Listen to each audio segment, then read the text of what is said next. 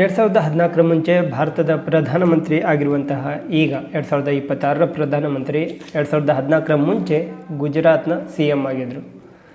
ಆಗ ಅವರ ಒಂದೊಂದು ಪದಗಳನ್ನು ನಾವು ನೋಡಿದರೆ ಸಾಕು. ಈಗ USA ಅವರು 3 ಜನ ಕೊಂದಿದ್ದಾರಲ್ಲ, ಈ ನಮ್ಮ ಪ್ರಧಾನಮಂತ್ರಿಗಳು ಆಗ ಗುಜರಾತಿನ CM ಆಗಿರುವಂತಹ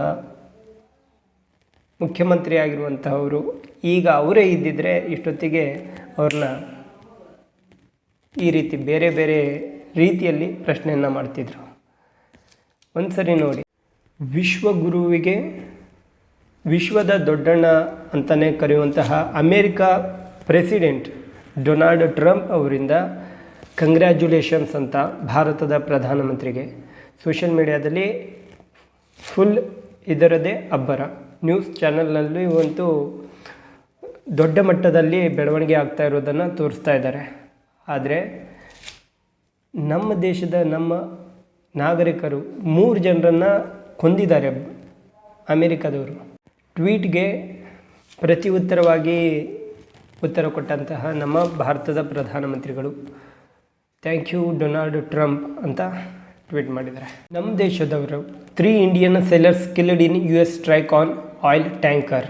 ನಮ್ಮ ಭಾರತದ ಪ್ರಧಾನಮಂತ್ರಿಗಳು ಸ್ಟ್ರಾಂಗ್ ಲೀಡರ್ಶಿಪ್ಪನ್ನು ಹೊಂದಿದ್ದಾರೆ. Strong leadership.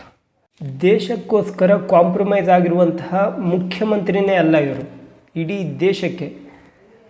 ಯಾವಾಗ 2014 ಮುಂಚೆ ಒಂದು ಹೇಳ್ತೇನೆ ನೋಡಿ. Narendra Modi on Monday targeted Congress president Sonia Gandhi over the Italian marines. ದೇಶಕ್ಕೆ ಉತ್ತರ ಕೊಡಿ ಸೋನಿಯಾ ಗಾಂಧಿ ಅವರೇ, ದೇಶಕ್ಕೆ ಉತ್ತರ ಕೊಡಿ.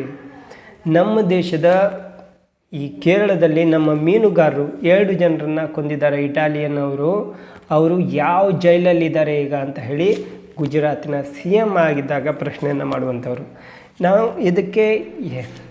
ನಾವು 1ರಿಂದ 1ನೇ ಕ್ಲಾಸಿಗೆ ಪ್ರೈಮರಿಗೆ ಹೆಸರು ಹಚ್ಚಿದ್ದೇವೆ ಅಂದರೆ ಎಲ್ಲವನ್ನು ತಿಳಿದುಕೊಳ್ಳಿ ಅಂತ ಆ ಬುಕ್ಕಲ್ಲಿರುವಂಥದ್ದನ್ನು ಟೀಚರು ನಮಗೆ ತಲೆಗೆ ಹೋಗೋ ರೀತಿಯಲ್ಲಿ ಹೇಳ್ತಾರೆ. ಅದೇ ರೀತಿ ನ್ಯೂಸ್ ಚಾನಲ್ನಲ್ಲಿ ಕೆಲಸವನ್ನು ಮಾಡಿರುವಂತಹ ಕೂಲಿ ಕಾರ್ಮಿಕರು ಬಂದು ನೋಡ್ತಾರೆ, ಅವರಿಗೆ ಯಾವ ರೀತಿ ಒಳ್ಳೆಯ ವಿಷಯವನ್ನು ಜನರಿಗೆ ಸಹಾಯವಾಗುವಂಥ ಇರುತ್ತೋ ಅದನ್ನು ತೋರಿಸಲಿ ಅಂತ. ಹಾಗೆ ಸೋಷಿಯಲ್ ಮೀಡಿಯಾದಲ್ಲೂ ಕೂಡ ಯಾವುದು ಸತ್ಯ ಯಾವುದು ಅಸತ್ಯ ಅಂತ ತಿಳಿಸೋದಕ್ಕೆ ಒಂದು ಒಳ್ಳೆಯ ಪ್ಲ್ಯಾಟ್ಫಾರ್ಮ್ ಇದೆ.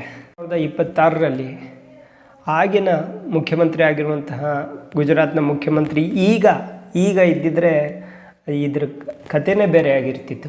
ಈಗಿನ ಮುಖ್ಯಮಂತ್ರಿ ಈಗ ಇದ್ದಿದ್ದರೆ ಅಮೇರಿಕ ಯಾವ ರೀತಿ ಜವಾಬನ್ನು ತೆಗೆದುಕೊಳ್ತಿತ್ತು ಅಂತ ಇಡೀ ದೇಶ ನೋಡ್ತಿತ್ತು. 3 ಜನರನ್ನು ಕೊಂದಿದ್ದಕ್ಕೆ ಅವರಿಗೆ ಯಾವ ರೀತಿ ನಾವು ಮಾಡಬೇಡ್ದಾಗಿತ್ತು ಅನ್ನೋ ರೀತಿಯಲ್ಲಿ ಮಾಡ್ತಿದ್ರು ಆವಾಗಿನ ಗುಜರಾತ್ನ ಮುಖ್ಯಮಂತ್ರಿ. ಈಗ ಇದ್ದಿದ್ದರೆ ಎಲ್ಲ ಪ್ರೆಸ್ ಕಾನ್ಫರೆನ್ಸನ್ನು ಮಾಡ್ತಿದ್ರು. ಆಗ ಮುಖ್ಯಮಂತ್ರಿ ಆಗಿರುವಂತಹ ಅವರು ಈಗಲೂ ಅವರೇ ಇದ್ದಿದ್ರೆ ಪ್ರೆಸ್ ಕಾನ್ಫರೆನ್ಸನ್ನು ಮಾಡಿ ಯಾತಕ್ಕೋಸ್ಕರ ಈ ರೀತಿ ಮಾಡಿದ್ರಿ ಅಂತ ಪ್ರಶ್ನೆಯನ್ನು ಮಾಡ್ತಿದ್ರು. ಅವರಿಗೆ ಸರಿಯಾದ ಪಾಠವನ್ನು ಕಲಿಸ್ತಿದ್ರು. ಅಮೇರಿಕ ಇವರು ಏನು ಮಾಡೋದಿಲ್ಲ ಅಂದ್ಕೊಂಡು ಈ ಥರ ಮಾಡ್ತಾಯಿದ್ದಾರೆ ಅನ್ನೋದು ಗೊತ್ತಾಗ್ತಾ ಇಲ್ಲ. ಇವರು ಯಾವುದೇ ರೀತಿ ಪ್ರಶ್ನೆಯನ್ನು ಮಾಡಿಲ್ಲ ಅಂತಂದರೆ ಇವರು ಏನು ಮಾಡೋದಿಲ್ಲ ಅಂದ್ಕೊಂಡು ಮಾಡ್ತಾ ಇದ್ದಾರೆ ಅಂತಲೂ ಗೊತ್ತಾಗ್ತಾ ಇಲ್ಲ ನನಗೆ. ಮಿನಿಸ್ಟ್ರಿ ಆಫ್ ಎಕ್ಸ್ಟರ್ನಲ್ ಅಫೇರ್ಸ್ ಅವರು ಸ್ಟೇಟ್ಮೆಂಟನ್ನು ಕೊಡ್ತಾರೆ. ಅಮೇರಿಕದ ಹೆಸರು ಕೂಡ ಅಲ್ಲಿ ಬಂದಿಲ್ಲ, ಆ ರೀತಿ ಸ್ಟೇಟ್ಮೆಂಟನ್ನು ಕೊಡ್ತಾರೆ. ಅಟ್ಯಾಕ್ ಮಾಡಿದ್ದು ಆ ಶಿಫ್ಟ್ನ ಕ್ಯಾಪ್ಟನ್ ಅಥವಾ ಆ ಶಿಫ್ಟ್ ಓಡಿಸೋನು ಅಂತ ಅಟ್ಯಾಕ್ ಮಾಡಿದ್ದು ಅಂತ ಹೇಳ್ತಾರೆ. ಆ ದೇಶದ ಹೆಸರನ್ನು ತೆಗೆದುಕೊಳ್ಳೋದಕ್ಕೂ ಭಯ ಪಡ್ತಾರ ಅಂತಲೂ ಗೊತ್ತಾಗ್ತಾ ಇಲ್ಲ ನನಗೆ. ನಾವು ನಾಗರಿಕರಾಗಿ ಯಾವುದು ಒಳ್ಳೆಯದು ಯಾವುದು ಪಾಸಿಟಿವ್ ಸಕಾರಾತ್ಮಕ ಅದ್ರ ಬಗ್ಗೆ ಮಾತ್ರ ಹೇಳಬೇಕು, ಬಿಟ್ಟರೆ ಎಲ್ಲರಿಗೂ ಸಹಾಯ ಆಗಬೇಕು. ಆ 3 ಜನ ತಂದೆ ತಾಯಿ ಅವ್ರ ಫ್ಯಾಮಿಲಿ ಎಷ್ಟರ ಮಟ್ಟಿಗೆ ದೇಶ ಸೇವೆಗೋಸ್ಕರ ಅವರು ದೇಶದಲ್ಲಿರುವ ಜನರಿಗೋಸ್ಕರ ಅವರು ಅಲ್ಲಿ ಹೋಗಿದ್ದಾರೆ, ಅಂಥವ್ರನ್ನ ಸಾಯಿಸಿದ್ದಾರೆ ಅವರು.